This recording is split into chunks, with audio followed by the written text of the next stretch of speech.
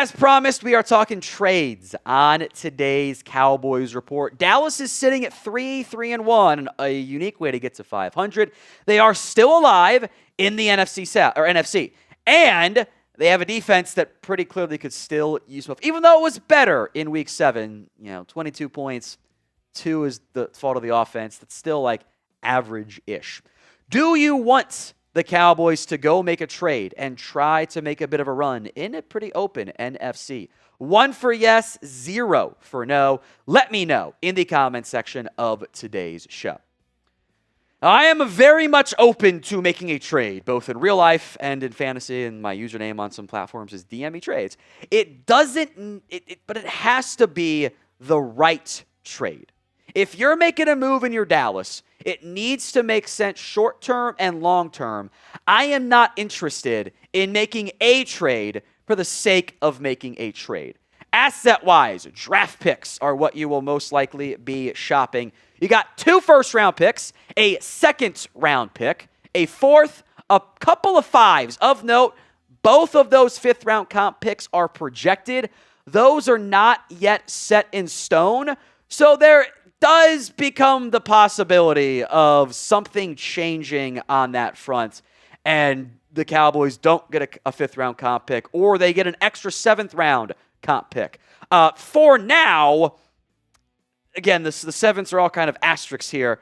One of these 7th-rounders is going to go to the Bills as part of the Kyer Elam trade, and then 2 of your own, the Chiefs and the Giants, are going to stay with you. So you have extra assets here in this year's draft, most notably your 2 firsts and a 2nd rounder. And I would be open to trading, one of my 2 first-round picks or a 2nd-round pick, because I can't draft there, if it is for an elite long-term talent. I would love Max Crosby. I don't think he's available, though, guys.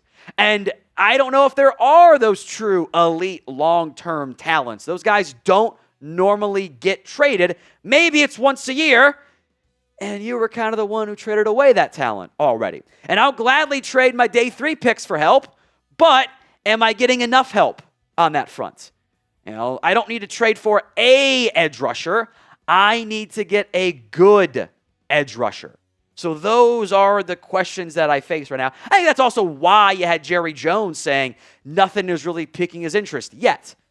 It's just not quite there in terms of the trade offers. The answer to both of those questions, the premium assets and the lesser assets, will get answers over the course of the next 2 weeks. We will eventually find out what exactly the trade market looks like, and you have time. You don't have to rush into it. You can be patient and see how things play out against Denver, when I wouldn't be shocked if you get some more haves and have-nots and things continue to develop on that front. Name a player who you want to trade for. Let me know in the comments section of today's show. Keep it realistic. We will mention some of the bigger names that have been floated out there in media, but drop that player name for me in the comments of today's show. I'm sure we will get Trey Hendrickson ideas. We already had our first Jerry Jones wants to make a splash article. That was Charles Robinson, who doesn't normally do that one, but he did it this time. Tony Pauline also was claiming that the Cowboys were interested in Trey Hendrickson. Pauline had already said once that the Bengals were going to trade him pre-draft. He swore that was going to happen. Didn't happen. He had the Niners, Colts, Eagles, and Cowboys as his 4 teams. Unfortunately, Tony Pauline is not exactly credible. This is the same guy who said the Cowboys were a lock to take Matthew Golden over Teteroa McMillan, and that they had their eyes on Damian Martinez on day 2.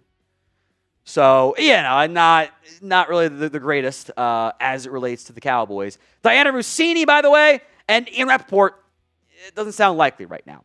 Says he's drawn attention around the league. The Niners are showing the most interest, but the Bengals aren't shopping him. And after the Bengals Thursday night win, most do not expect him to get moved.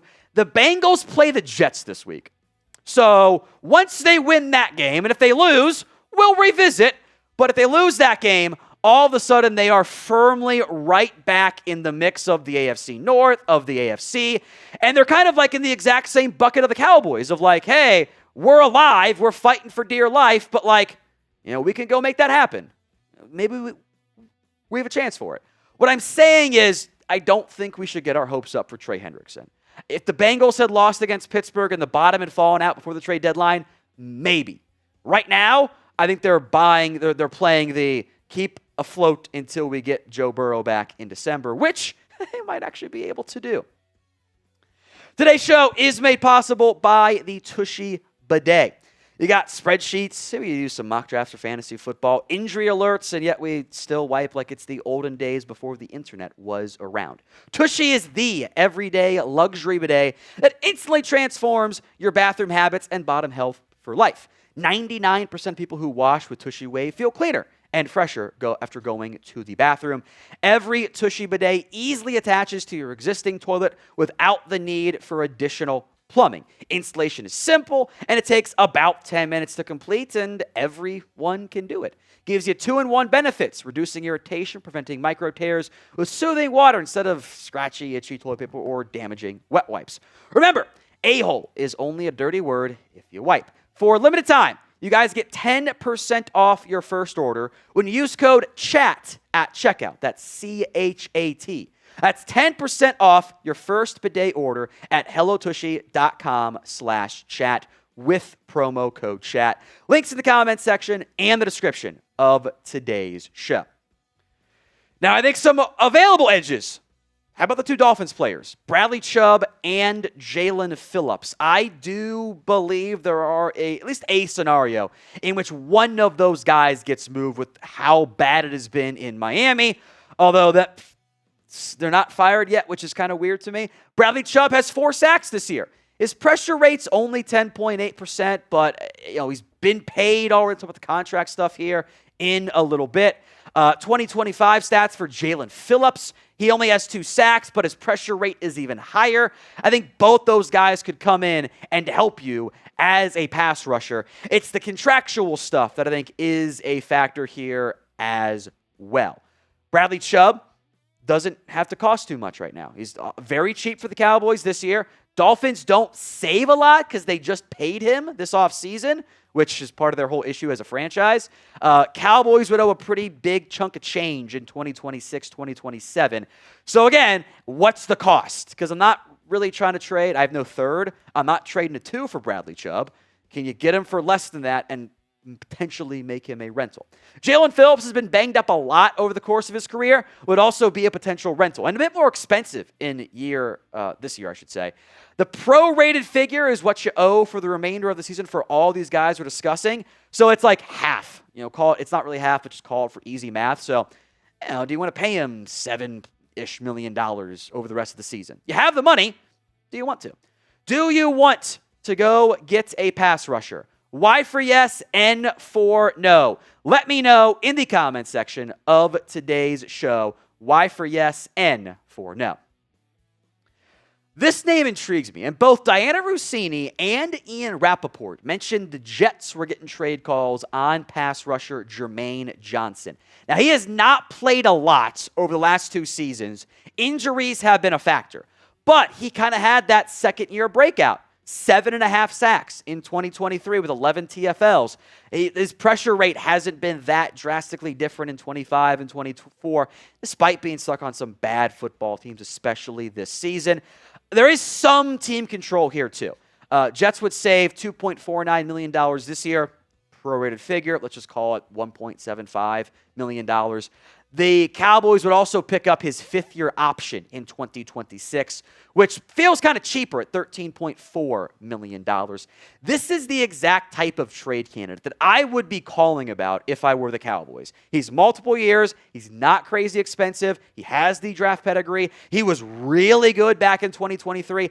I don't know if he's actually going to be available because he is under team control. The Jets still have him. They don't have to trade him if they don't want to. And if they wanted to, he might boost his stock as the year goes on and you can trade him in the offseason. But that's the type of name that I'd be calling about and seeing what the asking price is. Now, if the Cowboys make a trade, we got you covered. There will be a video on it. Hit that sub button so you don't miss out. YouTube.com/@CowboysTV for more free Cowboys YouTube videos. Let's go to Jeffery Simmons. And I keep seeing him linked and pined after. And in general, I think he made some sense as a trade candidate for the NFL. Other NFL teams did call Tennessee about Simmons after the Brian Callahan firing. Rapoport and Russini both reported they were told no. Simmons is under contract, did get banged up in Week 7 as of filming. I'm not yet seeing the injury details there. I'm sure we'll get that in the not too distant future. I think Jeffery Simmons is an awesome football player. I don't actually understand the desire to add another high-priced defensive tackle. You add Jeffery Simmons, you'd be paying around $20 million per year, give or take in terms of cash, for Simmons and Clark and Osa Odigizua apiece. I can't pay 3 defensive tackles that much money and have one of them ride the bench. I can't play them all together. I would rather spend, at that point, I got to spend, because he's going to be expensive, I need to spend my assets in a different direction. So great player, it doesn't make sense right now for the Cowboys.